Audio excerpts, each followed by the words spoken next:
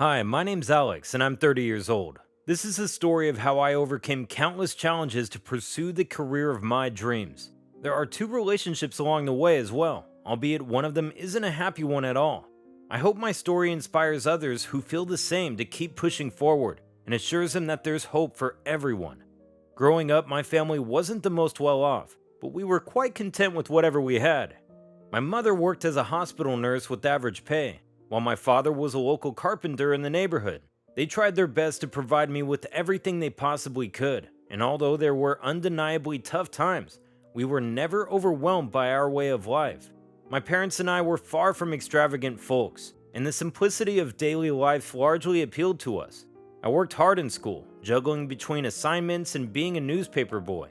We lived in a decent neighborhood and I had plenty of friends. As the old saying goes, we weren't exactly rich, but we were happy. In school, I was fascinated by computers and was later ambitiously drawn towards computer science. We couldn't really afford a computer at home in those days. My best friend in the neighborhood, Billy, had one at his place and he'd let me come over anytime I liked to learn more about it. Life back then seemed like a perfect bubble. The neighborhood with my friends, my supportive parents, my fun times at school, all of it was too good to be true. But nothing could have prepared me for the whirlwind that high school was going to bring into my calm life. Once I graduated middle school, my parents, who'd worked tirelessly all their lives, had enough in savings for a semi-elite high school. They wanted only the best for me, despite their financial status, and I couldn't be luckier to have such loving and supportive parents. The high school had one of the best computer science programs in the state, and I was eager to start as soon as possible. Unbeknownst to me, I was about to embark on some of the most turbulent and worst years of my life. The high school was far away from my home, and commuting there felt as though I was leaving everything behind, even though in a sense, I really was. High school was completely different. The crowd was meaner, the subjects were tougher, and everything felt like a daze. Socializing was impossible since most students were from nearby neighborhoods and therefore knew each other already. I was prepared for the worst, but high school was absolutely draining. Everyone was far more academically brighter and socially gifted. While competition wasn't exactly new, I'd never faced so much of it before. The commute back home was tiring as well, and I didn't have time anymore as the assignments kept piling up. And Billy and other close friends of mine had shifted to another high school further away. They were now busy with their new friends, and it honestly did feel disheartening. I began to feel increasingly isolated. My parents even took up double shifts to afford the best things for me while in high school. I came home one evening and was overjoyed to enter my room. No way, it can't be Dad. Say hello to your new computer, Alex. You've earned it. It's the latest model, sweetie. Hope it serves you well. I felt a simultaneous sense of love and guilt as well. I was amazed but couldn't help feeling guilty, knowing that they were carrying out double shifts too. But I swore to myself that I'd make it all up to them once I graduated at the top of my class. However, I was hardly prepared for the heartbreaking series of events coming my way. As the months went by and I passed my semester exams with great marks, I began making a few friends in high school. I became close to another classmate called Fred, who was crazy about computer science as much as I was. He was an exceptionally talented classmate and surprisingly, a very kind friend. In an environment with only wealthy snobs and bullies all around, Fred was the perfect person who had my back at all times. We often collaborated on projects and would discuss future ideas with one another as well. There was a great intellectual connection between us and a firm mutual respect. I suppose this is what made our friendship so strong. After what seemed like ages, life had regained a sense of normalcy. I made very few but great friends like Fred in college. I was efficiently handling my coursework, and the computer at home was a blessing for me to learn so much more. If only life had continued down this path without the sudden and shocking detour it would take. 2 months later, Fred invited me to a massive high school party for freshmen. Having never attended any large party ever before, I was pretty nervous just thinking about it. It's gonna be fun, Alex. I don't know, Fred. You know I don't like these things. It'll be great, I promise. There's also a girl that I'd like you to meet. You speak to girls? Very funny, but she's a great person. I feel like the two of you will click. I'm not sure, man. You know me, I get nervous. Chin up, Alex. It'll be just fine. I'll be there with you. Reluctant as I was, I decided to attend the party at Fred's insistence. My parents allowed me to stay out late. They were eager to see me socializing and making friends. I left late in the evening with Fred. We took the bus together. It was a house party hosted by a friend of Fred's. A full-blown high school party was exactly how I'd always pictured it. Teenagers getting drunk, blasting loud music, and playing drinking games.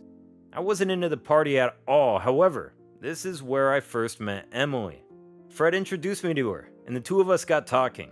We had a great time away from the loud chaos inside the house, and our conversation seemed genuine and heartfelt.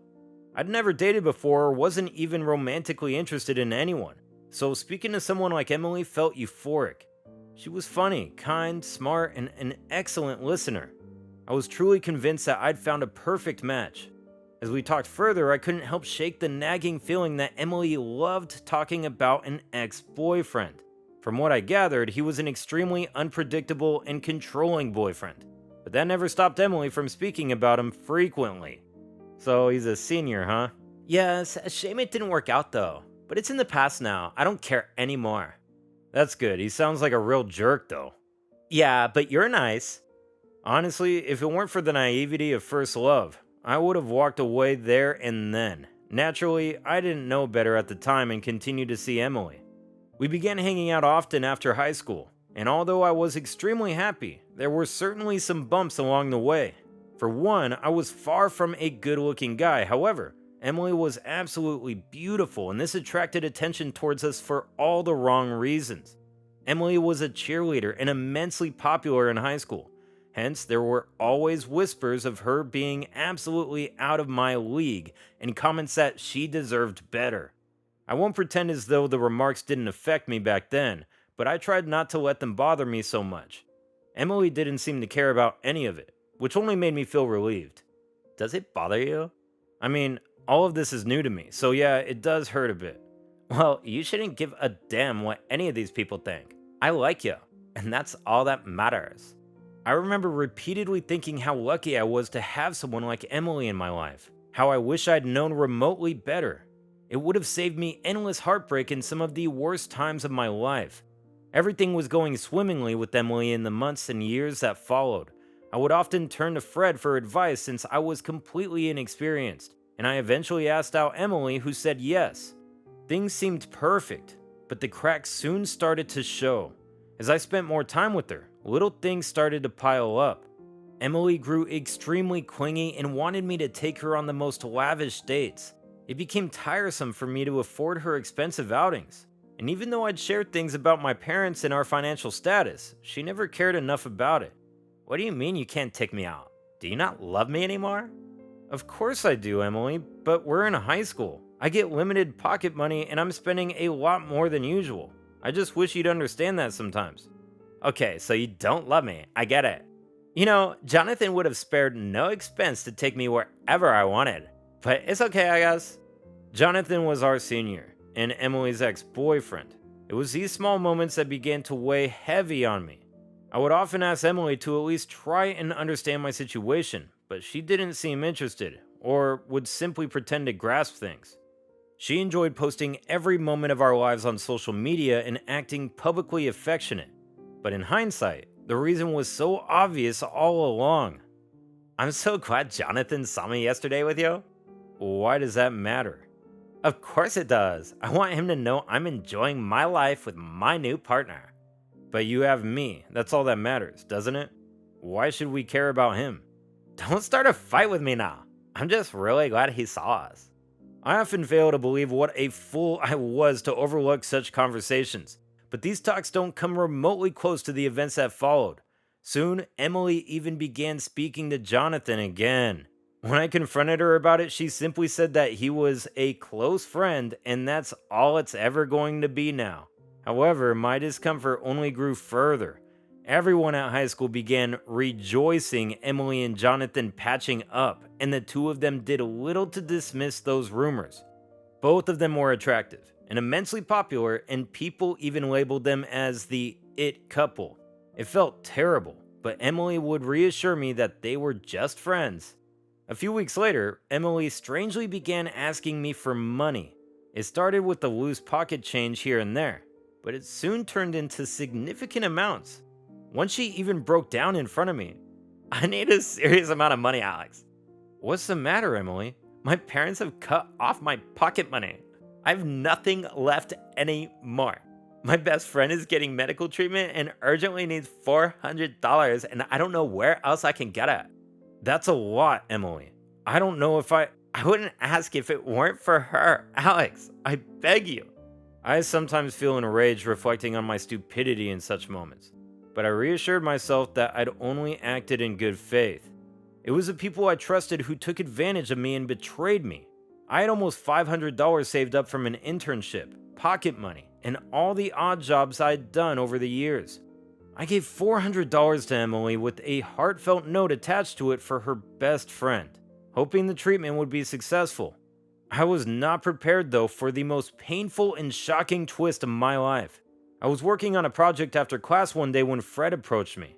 Dude, what's up with Emily and you? What do you mean? Have you two called it off? No, what are you talking about, Fred? Then what's this? Why is she posting pictures of Jonathan and her on a mini vacation? Man, I wonder where they got the money from. My heart sank in my chest. I couldn't believe it. It seemed as though my worst nightmare had just come true. It appeared that she'd blocked me everywhere on social media so I couldn't see her posts with Jonathan. Emily returned after the weekend and I exploded once I met her. I confronted her about the money, the lies, the deceit, and I told her I never wanted to see her again. I was heartbroken by her betrayal. A week later, though, Emily returned to me, begging to have a conversation. She spoke to me in private, revealing that Jonathan beat her up and screamed at her and that she couldn't take it anymore. This was alarming to me. My mind was torn between intense anger, but also immense care and affection for Emily. And my mind chose to care for her during such a difficult time. It's hilarious, however, that after everything, I fell for her lies yet again. Emily continuously apologized for stealing the $400. She wanted me to protect her from Jonathan, and that she wanted to be with someone who made her feel safe and loved. Although I was deeply hurt, my feelings hadn't really vanished and I agreed to be with her once again. She needed help with her assignments and I blindly helped her. I was determined to be there for her and protect her after hearing all the disturbing facts about Jonathan. People began whispering things again in high school about Emily and me, but I decided not to pay much heed to it. There was another girl in my class who I befriended. Her name was Sarah, and she was also a computer science enthusiast. Little did I know that she would be the greatest thing that ever happened to me in a sea of liars. Soon, Emily grew resentful of Sarah. She screamed at me for talking to her and said that I was breaking her trust by speaking to another girl so closely. Each time I brought up Jonathan to remind her that she wasn't above such behavior, she would simply say it was all in the past now. I wasn't going to betray Emily for Sarah. I would never stoop to her level, but I was blessed to have found someone who was extremely supportive and understanding. Sarah and I came from similar financially strained homes, and there was this unspoken bond of trust between us as well. However, this all bothered Emily far too much. She kept reminding me constantly that my speaking to Sarah bothered her, and for her sake, I limited my interactions with Sarah, but I never thought Emily would end up doing something so despicable in the near future. Sometime later, Fred and I were carrying out a large tech project outside of high school and asked Sarah for her expertise, but she refused to speak to me. When I repeatedly asked her what was wrong, all she said was, "I couldn't believe that you, of all people, would say things like that about me." I was confused and hurt by her strange statement. I couldn't understand what I'd done, and what she'd heard. I shared these concerns with Emily, who acted confused too, and said that I shouldn't think so much about it and be glad that she was out of my life now. I did have a nagging feeling, and knowing everything that happened, I wish I'd acted on this suspicious feeling instead of blindly trusting Emily. I tried speaking to Sarah, but it was clear that she was disheartened by something, and on Emily's insistence, I let it go. The two of us spent more time together and it felt like things were normal once again, but the tide changed eventually. My passion for my tech project became all-consuming. Fred and I would spend hours working on it, determined to create the next big thing. All I remember was how much Emily would nag and dismiss the project as a useless waste of time. And I kept wondering how Sarah would have reacted instead. Eventually, Fred and I realized that for us to dedicate all our time to this project, we'd need to drop out of high school and seek investors. There was one contact of Fred who was very interested in our work, and I was on top of the moon. My parents were very hesitant, but at the same time, supported whatever I wanted to pursue in life. As long as you don't sleep on an empty stomach and stay happy, it's all good. I never imagined that my parents would be so supportive, and I was eternally grateful for them. Emily, on the other hand, only became more bitter and resentful. She was furious that I never took her to luxury places anymore and had little time for her. The week that followed would be the time that shook everything in my life forever. Emily had never revealed much about her childhood, her parents, or anything about her background. I'd asked Fred and a couple of mutual friends about it. They said that she was quite wealthy, but I never thought of pursuing this topic with Emily. Wealthy or not, it didn't really matter. And at the end of the day, it was about our relationship and how we got along that truly mattered. It felt terrible neglecting Emily and getting carried away with my project. That week, I decided to call Emily home for dinner with my parents. I was excited for them to meet my first girlfriend. They were unaware of the $400 and the entire mess with Jonathan. But like Emily herself, I was eager to put all of it behind us and start afresh. She even warmed up to the idea of meeting my parents. There was no way of knowing, though, that this would possibly be the worst decision of my life. I asked Emily to visit my house at around 7 in the evening for dinner. My parents enthusiastically took a day off from their jobs to prepare a nice spread for her and interact with her. I was delighted too. After all the ups and downs, it finally seemed like things with Emily were going just right. But the worst was yet to come.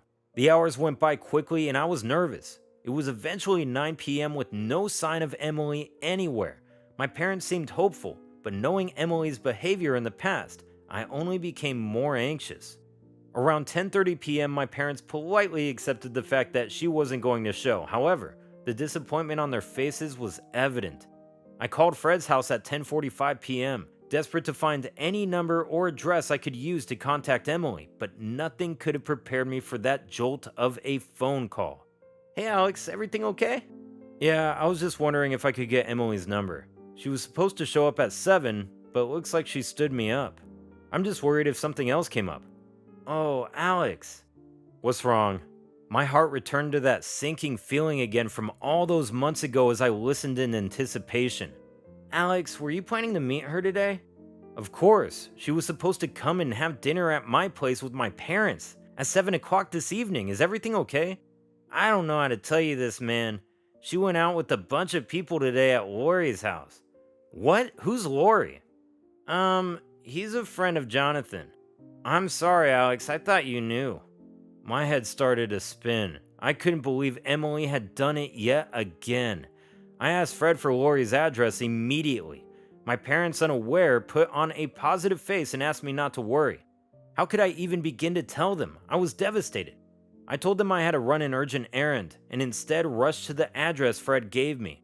I arrived at Lori's house to find a raging party taking place in his backyard. I made my way through a small crowd, and what I discovered broke my heart into pieces. Emily! Emily was seated next to Jonathan, who was holding her in his arms. The two of them seemed cozy and intimate. I fought back tears and felt enraged. I couldn't believe my eyes. Emily, clearly unbothered and drunk, stood up where she was. "Come here, Alex, right now." The music stopped and the party went silent. I became incredibly conscious and awkward. Emily didn't seem to care. I furiously walked towards her. "Emily, how could you? You stood me up." "Oh, so what? I didn't show up to a pathetic dinner with you and your cheapskate parents. What are you going to do about it? Cry?" There were a few laughs among the crowd. Jonathan began to smile. I wanted to disappear from the situation altogether, but there really was nowhere to go. "That's right, folks. Alex's parents here are the biggest, poorest, and cheapest people there can be. I haven't even met them. You know how I could tell? Because their son's goddamn poor. So just imagine how bad the parents are." My face was numb. I couldn't even react anymore. "Emily, their son here could be helping them out, right? Guess what? He dropped out of high school and spent his time working on a failed idea because he was too stupid to realize how broke his parents were. Well, looks like he wants to end up as pathetic and poor as them. Emily, just stop! This guy can't even take me out for dates because he's too broke even for a simple dinner. And he's dropped out of work in a fancy project that's going to leave him worse than his own penniless parents. So why don't you just get out of here, you cheapskate? This was the final blow. I knew Emily was unpredictable and had betrayed me in the past, but this level of cruelty was unthinkable. I shed a few tears, which only prompted laughs from Emily and the rest of the crowd. Stunned and defenseless, I returned home, the laughter from the public humiliation still fresh in my mind. I obviously decided to shield this information from my parents. I met Fred the following day and revealed everything to him. He was my strongest support system and gave me a patient listening ear and countless words of encouragement. I was heartbroken like never before, but I wouldn't let Emily's words distract me any longer. Fred and I worked tirelessly on our project. We worked part-time jobs too, and both our parents continued to fund our research. I did often think of Emily and everything that happened, but with time, I learned to let it go. One evening, I had a surprise visit that would change my life forever in the best way possible. Hey there. Sarah? In the flesh. I know what you're thinking. What brought you here? Well, I was doing some thinking, but I figured we could do it over a cup of coffee. I was ecstatic. Sarah and I spoke for hours that evening. She admitted that she'd heard about the party disaster at Lori's house and knowing how Emily reacted. She wanted to speak to me. She revealed that she'd stopped speaking to me after rumors began circulating about me calling Sarah ugly and stupid. She didn't believe it at first, but too many people told her these so-called nasty comments I made, and she eventually believed it. They were Emily's friends all along. Her pettiness and cruelty knew no bounds. Sarah and I soon began seeing each other often. She would help Fred and me with the project as well. The three of us got along like gangbusters, and my feelings for her only deepened. I was hesitant after everything that had happened with Emily, but deep down in my heart, I was sure of Sarah. I asked her out one evening and it was the best decision of my life. She brought unthinkable joy into my life and was a constant pillar of support for me through all tough times. I continued to work on the project with Fred and her constant support. Several years later, Fred and I finally finished our tech project one summer. We pitched it to a group of investors who were Fred's contacts, and to our pleasant surprise, they absolutely loved the idea. Fred and I even rented an office space and began expanding our newfound company. Both our parents and Sarah were all elated. I was simply overjoyed to see their faces filled with pride and support. The company continued to grow and I made sure Sarah and my parents only had the best of things. I'd promised to make it all up once I was older, and the joy of gifting them things with my own hard-earned money was unreal. With things in life finally looking up, Sarah and I decided to settle down together. Nearly a decade later, as we both were 30, Sarah and I decided to marry each other in a beautiful ceremony. I was happier than I'd ever been before. I knew that life took the most unexpected twists and turns, but some of the incidents that were going to happen next were delightfully unpredictable. As our company grew exponentially, Fred and I, as joint CEOs, considered finalizing a deal and acquiring a new e-commerce startup. As the deal was about to be finalized and the CEO entered the room, I was astonished by who I saw. Billy? Alex! Oh my god, this is incredible! This felt like a surprise of a lifetime, connecting with my childhood best friend after all this time. I introduced Billy to Fred, and I was simply amazed at how life worked in the strangest ways. Billy and I spoke endlessly, reconnecting over our childhood, and Fred and Billy seemed to get along extremely well too. Billy gave us a tour of his startup office headquarters. As we walked past all the employees, they seemed to look at Fred and me in admiration. There were multiple whispers of people saying, "Boss." Billy smiled. "It's true, folks. This is your new boss right here." A few employees clapped and cheered on, with cheers of, "You go, boss." I was touched by the enthusiastic response, and then came probably the greatest bombshell there ever was. An employee looked at me nervously, and it didn't take me more than a minute to know who it was. Emily? Fred was shocked, as was I. Billy pointed towards her. "You know her? She's a junior employee. Not especially good at her work, but it's manageable." Emily's face went cold. I only smiled at our strange fates. I hadn't forgotten anything that had happened. Well, we can see about that. Discarding unnecessary employees. We'll discuss that soon, Billy. Alex? Well, carry on with your work, Emily. We're just a bunch of cheapskates talking here. The blood drained from Emily's face. I would never forget that expression. It was the same one I had on my own face all those years ago at the party. I smiled and walked away with Billy and Fred. Life truly takes you down a winding road filled with the strangest twists, but this one was the most satisfying of them all. As odd as it was, how happy I was to give it back to Emily after all those years. Revenge was indeed served.